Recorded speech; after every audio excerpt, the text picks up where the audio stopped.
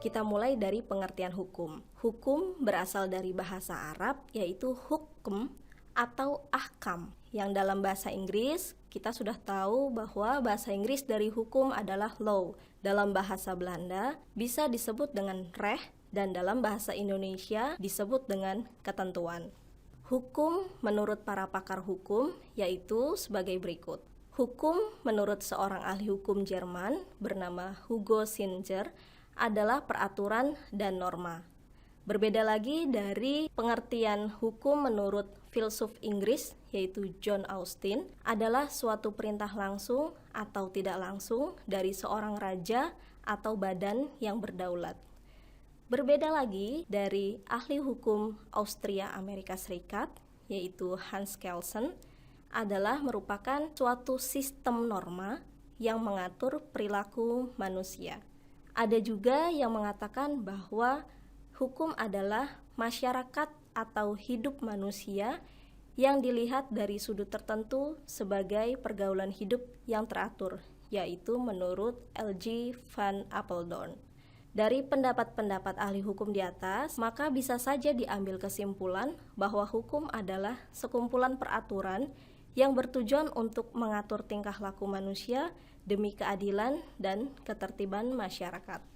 Hukum juga memiliki beberapa karakter atau sifat yang membedakan hukum dengan hal-hal lain, yaitu 1. Hukum terdiri dari berbagai norma. 2. Hukum merupakan aturan yang tertulis dan tidak tertulis. 3.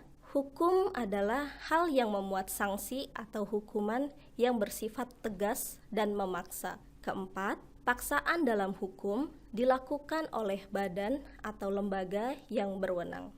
Penjelasan dari karakteristik dalam hukum. Hukum adalah berupa norma atau peraturan yang merupakan patokan atau ukuran dalam bersikap, ukuran dalam melakukan suatu hal yang tidak boleh dilakukan. Contohnya, dalam hukum diatur jangan mencuri adalah sebuah pengharapan perilaku dalam masyarakat atau kelompok. Ada juga beberapa norma yang sering terdengar dalam masyarakat, misalnya norma agama, norma kesopanan, dan norma kesusilaan. Yang kedua, hukum merupakan peraturan tertulis dan tidak tertulis.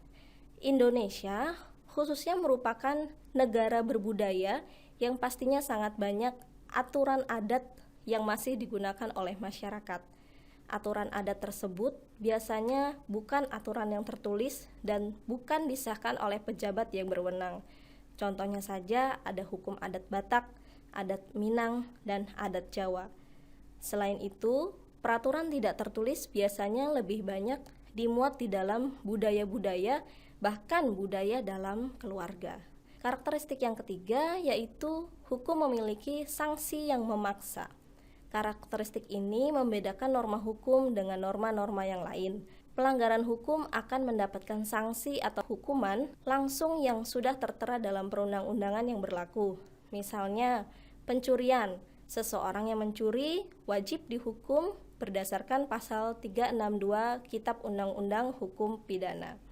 Yang terakhir, paksaan hukum dilakukan oleh badan yang berwenang.